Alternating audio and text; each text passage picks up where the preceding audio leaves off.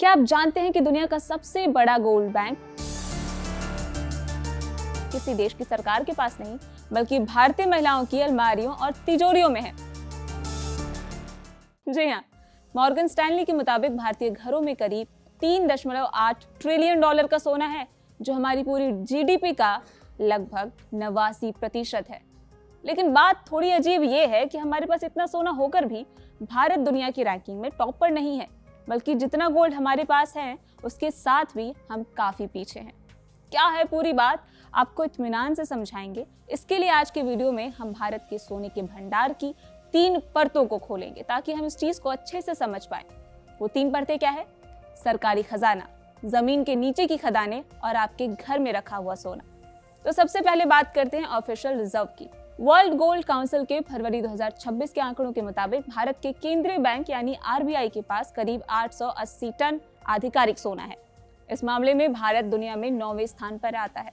हमसे आगे America, Germany, Italy, France और चाइना जैसे देश हैं। लेकिन एक्सपर्ट्स का कहना है कि ये तो सिर्फ आधी कहानी है। असली खेल तो उन खदानों में है जो भारत में मौजूद है। नेशनल मिनरल इन्वेंटरी कहती है कि भारत में 518 मिलियन टन गोल्ड ओर मौजूद है। गोल्ड ओर यानी सोने का अयस्क, मतलब वो कच्चा पदार्थ जिसमें से सोना निकालते हैं। 518 मिलियन टन, सुनने में ये बहुत बड़ा लगता है ना, लेकिन रुकिए, एक्सपर्ट्स के मुताबिक ये सिर्फ पत्थर है। अगर इसमें से असली सोना निकालें तो वो केवल 500 से 600 टन ही निकलेगा। अच्छा, आपको लग रहा होगा तो इतना भी सोना हम निकाल क्यों नहीं रहे? इसके पीछे 3 बड़ी वजह है। पहली है क्वालिटी, भारत में सोने की गुणवत्ता कम है, जिससे खनन महंगा पड़ता है।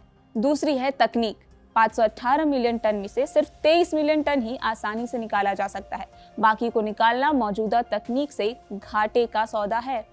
तीसरा है निवेश, माइनिंग एक रिस्की काम है। सरकार के पास सीमित संसाधन है और प्राइवेट कंपनियां तब तक हाथ नहीं डालती जब तक उन्हें बड़े मुनाफे का भरोसा ना हो। यानी एक तो हमारी जमीन में सोने के भंडार बहुत कम है, प्लस उसे निकालना भी कोई फायदे का सौदा नहीं।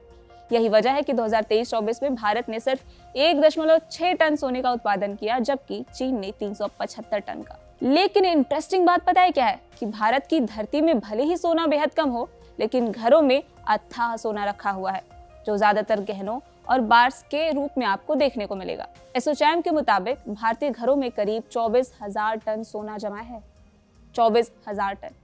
अच्छा, कई एक्सपर्ट्स तो ये भी कहते हैं कि यह आंकड़ा और भी ज्यादा हो सकता है, यानी कि बहुत ज्यादा। अच्छा, एक और दिलचस्प बात यह है कि हाल के सालों में एक और बदलाव आया है। एमएमटीसी पीएएमपी के सीईओ समित गुहा के मुताबिक अब लोग गहनों के बजाय सोने के सिक्के और बार्स ज्यादा खरीद रहे हैं। 2025 में गहनों की मांग 24% घटी है, जबकि सिक्कों की मांग 17% बढ़ी है। यानी अब भारतीय इसे सिर्फ सजने के लिए नहीं, बल्कि एक ठोस इन्वेस्टमेंट के रूप में भी देख रहे हैं। लेकिन इस सोने का हमारी जेब पर क्या असर पड़ता है? देखिए, भारत अपनी जरूरत का ज्यादातर सोना इंपोर्ट करता है। जब भी अंतर्राष्ट्रीय बाजार में सोने के दाम बढ़ते हैं तो हमें ज्यादा विदेशी मुद्रा देनी पड़ती है, जिससे भारतीय रुपया और कमजोर हो जाता है। कुल मिलाकर कहें तो भारत का सोना 3 हिस्सों में है: सरकारी भंडार, खदानें और घरों में रखा सोना। भले ही हम खदानों में पीछे हों, लेकिन पीपल्स रिजर्व में हम दुनिया के बादशाह हैं। क्योंकि सोना हमारे लिए सिर्फ एक धातु नहीं है, अनिश्चितता के समय में एक सुरक्षा कवच, और साथ ही शुभ अवसरों पर सोना खरीदना भी हमारे यहाँ एक शुभ काम माना जाता है।